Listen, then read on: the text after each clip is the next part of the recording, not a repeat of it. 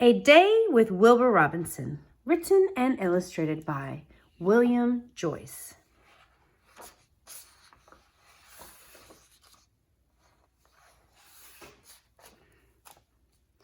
I'd like you to meet the Robinsons. Wilbur Robinson is my best friend, and his house is the greatest place to visit.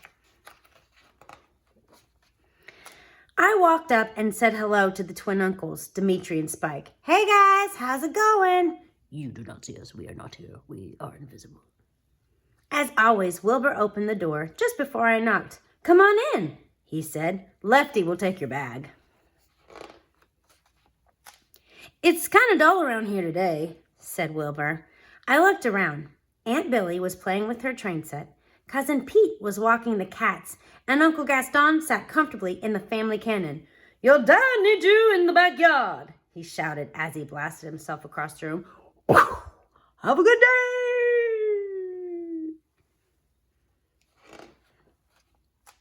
In the backyard, we found Mr. and Mrs. Robinson and their robot, Carl. They were scouring the lawn with the matter detector. We're looking for grandfather's false teeth, Mr. Robinson explained. Of course, we haven't seen grandfather lately either, he added. Could you boys go around and ask? Oh, yeah, sure thing, Dad. We asked Uncle Wormley if he'd seen grandfather's teeth, but he was busy with a new friend. One of his bugs suggested we check out back. The photon elevator was busted, so we took the stairs. I don't remember the weather report mentioning snow for the east wing, yelped Wilbur. After helping Uncle Nimbus with his new snowball shooting device, we searched on, but found neither grandfather nor his teeth. This is July, it's crazy. None of the lab equipment had seen a thing, but Uncle Orbley popped by to lend a hand. Ask Uncle Judlow, he gurgled. He knows everything. We found Uncle Judlow relaxing with his brain augmenter. It helps him think deep thoughts, Wilbur whispered. Mississippi, spelled with O's instead of I's, would be Mississippi, blurted Uncle Judlow. See, what did I tell you? Wilbur explained. Have you seen Grandfather Robinson's false teeth? I asked. Uncle Judlow blinked. They're wherever he left them, he answered after some thought.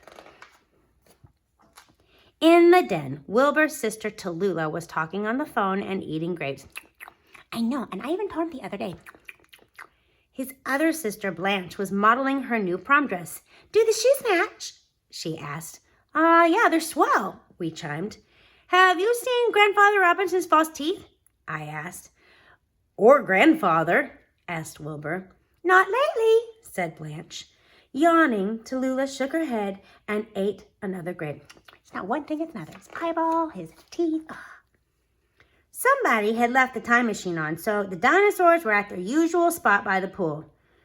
Geez, I hope grandfather didn't get lost in the Mesozoic period again, said Wilbur. That'll definitely make him late for dinner, I said. We're striking out, said Wilbur, discouraged. And I'm hungry, so let's eat. Cousin Laszlo came by to demonstrate his new anti-gravity device. Have you seen Grandfather Robinson's false teeth? I asked. Nope, but I bet they're floating around here somewhere, mused Cousin Laszlo. Suddenly, the faint, familiar strains of Potato Head Blues came wafting from the house. That's it, yelled Wilbur. It's Friday. Grandfather's in his lab working with his dancing frog band. We rushed to the lab. Sure enough, there was Grandfather with his friends, Mr. Ellington and Mr. Armstrong. Grandmother Robinson was helping. Have you found your teeth, Grandfather? Shouted Wilbur over the music. Nah, haven't seen them, he smiled. I guess we'll just keep looking, I volunteered. Sure do appreciate it, said Grandfather as the music played on.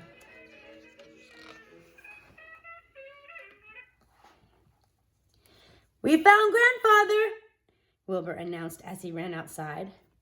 "Good work," said Mr. Robinson. "Now if we could only find those teeth." "Last time I was here, we were looking for your grandfather's glass eye," I reminded Wilbur as we walked. "Yeah, he's always missing a part," Wilbur admitted. "Ahoy!" called Uncle Art, newly arrived from abroad. "Looking for a lost bit of grandfather. Gadzooks, I've been homesick."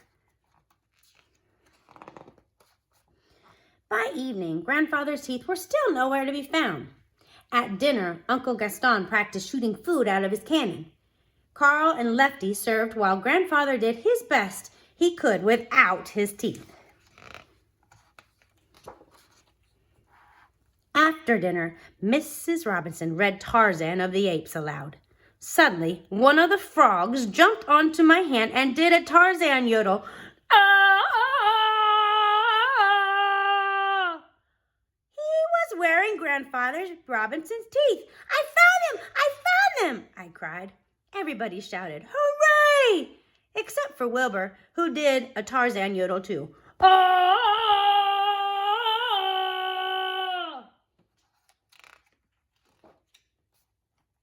The occasion called for a pillow fight. Exhausted from battle, we floated across the lawn and into a tree with the help of Cousin Laszlo's anti-gravity device. Wilbur and I stayed up late in the night while Uncle Art told hair-raising stories about his adventures in outer space as the frogs played softly on their violins. The next morning, the whole family gathered to wave goodbye, singing, "Yes, we have no bananas," just like they always do.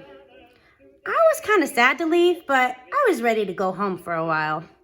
"Goodbye, Wilbur," I said. "Sorry, it was such a dull day," Whisper apologized. "Hey, I had fun," I said. Wilbur smiled.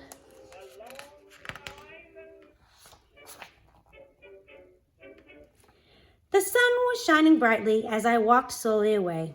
I looked back over my shoulder, and there was Wilbur, shooting himself out of Uncle Gaston's cannon with the farewell message, "See you later, pal." The end.